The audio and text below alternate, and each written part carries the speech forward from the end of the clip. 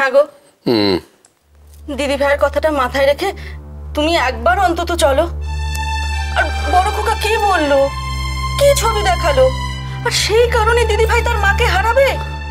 আর তুমি তুমি বাড়ির কর্তা হয়ে আবার একটা বিচার করবে? আমি জানি না,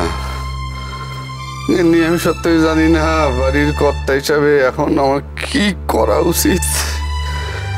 সত্যি তুমি আমার এইসব কথা কইতেছো, আমার মনের অবস্থাটা একবার বুঝবার চেষ্টা করো। হ্যাঁ, একদিকে বাড়ির ছোট বউ, এই বাড়ির সম্মান, একসময় তো হ্যাঁ আমি এই বাড়িতে প্রবেশই করতে দেই নাই, আর আইসি বোঝো আমার থেকে অপমান করা হচ্ছে, আর সেটা সহ্য করে তুমি আবার একটা ভুল বোঝাবুঝি হতে দিচ্ছ। ও গিন্নি, আচ্ছা এখন আমি কি করুম এইটা কইয়া দাও তো। শোনো না, আমি বলি কি, তুমি একবার ঠান্ডা মাথায় ছোট খোকার সাথে কথা বলো না। না না না না না না না, ছোট খোকার এইসব কথা কইলে এ তো চিন্তা উঠবো। এদিকে দিদি ভাই কি কষ্ট পাইতেছে, হ্যাঁ বুঝতে পারতেছি না। ওই যদি আমাকে আসল বৌমা হয় তাইলে ছবি খান কার ছিল? হ্যাঁ, একদিকে ছবি, একদিকে ছোট বৌমা।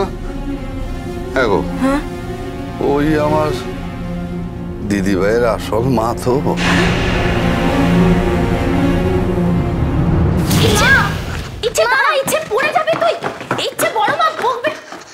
মা, তুমি চলে যাচ্ছ না তো? তোমাকে সবাই বকছে তাই না? কেন বকছো আমার মাকে? তোমরা জানো না আমার মা বেস্ট? কেন বকছো? আমরা সবাই পচা, সবাই বকে দিয়েছি সবাইকে। এবার তুমি ঘরে চলো, আমি তোমাকে স্টোরি বুক পড়তে পড়তে রাগটা কমিয়ে দেবো। এসব কি? আরে কি করতেছস? ওরে এখানে লইছস কেন? কি করস তোরা আমি বুঝি না। কি করব, ইচ্ছে তো আমার কথা শুনলো না। কথা শুনতে চাইলো না মানে? ওইটুকু একটা মেয়ে, ভারী তো নকল মা, তার জন্য তরত একবারে উতলে উঠছে। বুঝতে পারছো বড় বৌদি, কেন ইচ্ছেকে আদর দিয়ে দিয়ে বাঁদর করেছে যাতে হাতের মুঠোয় রাখা যায়। হিন্দু, ইচ্ছেকে তুমি একদম এর মধ্যে টানবে না। টানবো না মানে? কেন টানবো না? এইটুকু একটা মেয়ে বাড়ির সবাইকে বকছে কেন? তার এই মায়ের জন্য। নকল মা আদর দিয়ে দিয়ে বাঁদর করেছে মেয়েকে। ইচ্ছে সব ইচ্ছে শেষ ইচ্ছে বলে পূরণ করতে হবে, তাই না? এখন বুঝতে পারছো তো কেন বাচ্চাকে না শাসন করতে হয়। ও কি করে জানবে? ও তো মাই না। নিজের বাচ্চা মানুষ করতে পাগল হয়ে যাচ্ছি, অন্যের বাচ্চা মানুষ করে এত সোজা না। ইচ্ছে আমার মেয়ে। অনেকক্ষণ ধরে আপনাদের কথা চুপ করে শুনে যাচ্ছি। ইচ্ছে আমার মেয়ে, আমি আবার বলছি ইচ্ছে আমার মেয়ে।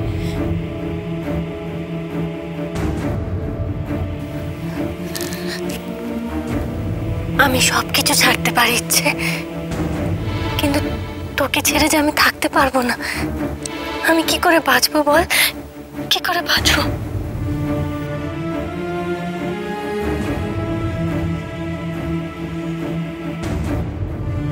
থাকতেও হবে না তোমায় সোহান।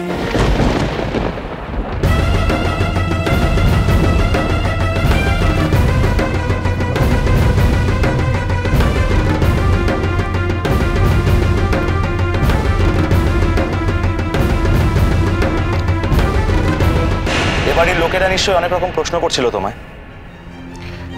আমি চাইলে অনেক আগেই আসতে পারতাম, তোমাকে এই সমস্ত প্রশ্নের মুখোমুখি হতে দিতাম না, আমি নিজেই এই সমস্ত কিছুর উত্তর দিতাম। আসলে আমি দেখছিলাম এবাড়ির লোকেরা আরো কত দূর অব্দি যেতে পারে, কিন্তু এবার সহ্যের সীমা আমার পেরিয়ে গেছে। কাউকে কোনো কৈফিয়ত দেবে না তুমি। এবাড়ির লোকেদের তোমাকে নিয়ে এত প্রবলেম হচ্ছে তো বেশ, আমরা এই বাড়িতে আর থাকবো না। এক্ষুনি এ বাড়ি ছেড়ে চলে যাব। আরে ছোট খোকা, তুই এই কথাটা মুখের উপর কইতে পারলি?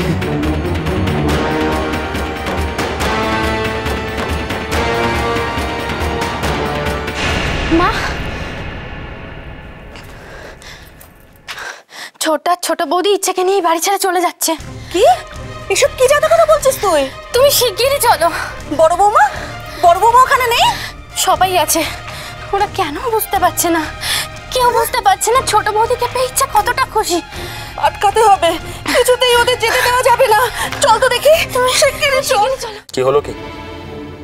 কার সঙ্গে এসেছো তুমি এ বাড়িতে? আমার সঙ্গে তো। আমি যখন বলছি এ বাড়িতে আমরা থাকবো না, তার মানে থাকবো না। দাঁড়িয়ে থেকো না সোহানি, এসো। শোন শোন শোন ছোট খোকা, এটা কি পাগলামো করতেছস? হ্যাঁ, আরে এইভাবে থাকবি কোথায়? এরকম একটা অসুস্থ মাইয়ার লইয়া তুই বাঁচবি কি করিয়া? কলকাতা শহরে মাথা গোজার ঠাই ঠিক পেয়ে যাবো বাবা। ছোট ঠাকুরপো, তুমি কেন বুঝতে পারছো না? তোমার কি মনে হয় ইচ্ছে এভাবে ভালো থাকবে? সেসব ব্যাপারে তোমাদের এত ভাবতে হবে না বড় বৌদি। ইচ্ছের ভালো থাকার বিষয়ে তোমরা যদি এতটাই কনসার্ন হতে, তাহলে এরকম পরিস্থিতি তৈরি হতো না। তো গায়ে মাখার কি আছে রে? প্রমাণ করে দে না, ওই আসল সুহানি। তখন আর কেউ তোদের দিকে আঙুল তুলবে না, আর তোদেরকেও বাড়ি ছাড়তে হবে না। যাকে তুই যেটা বুঝবি সেটা আমি আশাও করি। আফটার অল আত্মসম্মানের প্রশ্ন তো, আর এই ব্যাপারে তুই বাদ দে।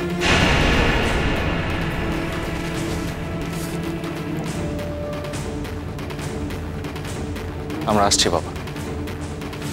শোন শোন শোন শোন শোন, এটা কি করতেছস তুই? হ্যাঁ, আচ্ছা কি পাগলামি করতেছস তুই? আমি আচ্ছা বাপ হইয়া আমি কি করে এইসব কাজ তখন মাইনে নই? তুই ক। হ্যাঁ, আমার নিজের মেয়ে বউয়ের দায়িত্ব তো আমাকেই নিতে হবে, তাই না? আর জীবনে কোনোদিন কোনো কিছু নিয়ে কারোর উপর ডিপেন্ড করিনি আমি। হ্যাঁ, তোমরা এটা বলতেই পারো সুহানিকে এ বাড়িতে নিয়ে আসলে হাজারো একটা প্রশ্ন উঠবে, জেনেও আমি কেন ওকে এ বাড়িতে আনলাম। ভুল করেছিলাম অবশ্য, ভুলটা আমি কিছু ভেবেই করেছিলাম। ইচ্ছেকে তোমাদের থেকে আলাদা করতে চাইনি আমি চেয়েছিলাম ও তোমাদের সঙ্গে, তোমাদের মধ্যে বেড়ে উঠুক। কিন্তু আমার এই ইচ্ছে মেটাতে গিয়ে ইচ্ছেকে ওর মায়ের থেকে দূরে সরাতে আমি পারবো না। আমি যে ফ্ল্যাটে আগে থাকতাম সেই ফ্ল্যাটে ওদেরকে নিয়ে উঠবো। আসছে, চলো সুহান। ওদেরকে থামাও বড় বৌমা, এভাবে ওরা বাড়ি ছেড়ে চলে যেতে পারে না। ওদেরকে থামাও। অনেক ঠাকুর ডেকে ছেলেটা আমার বাড়ি ফিরেছিল, আর এভাবে তোমরা ওদের চলে যেতে দিচ্ছ? ছোট ঠাকুরপো, তুমি কি তোমার মায়ের কথাটাও একবার ভেবে দেখবে না? কেন তুমি এই বাড়ি ছেড়ে চলে যাবে? কিসের জন্য? এটা তোমার বাড়ি, তোমার নিজের বাড়ি এটা। সেই অধিকার থেকে তুমি থাকবে এখানে। আসলে অধিকার বোধ দেখি এ বাড়িতে থাকতে হবে সেটা কোনোদিন ভাবিনি তো।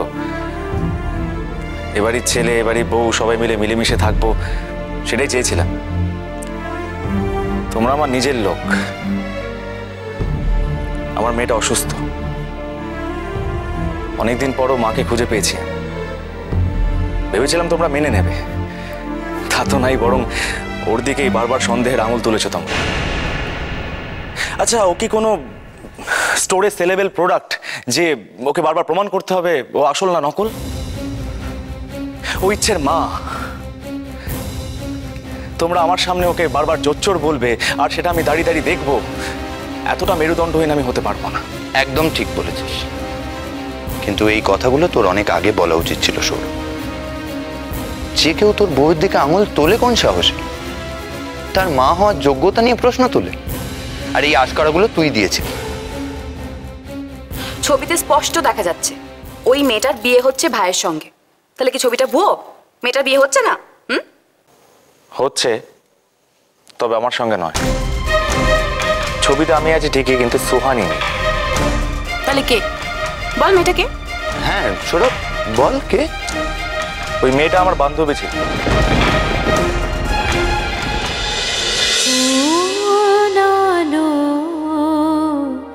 লাগলো চোখে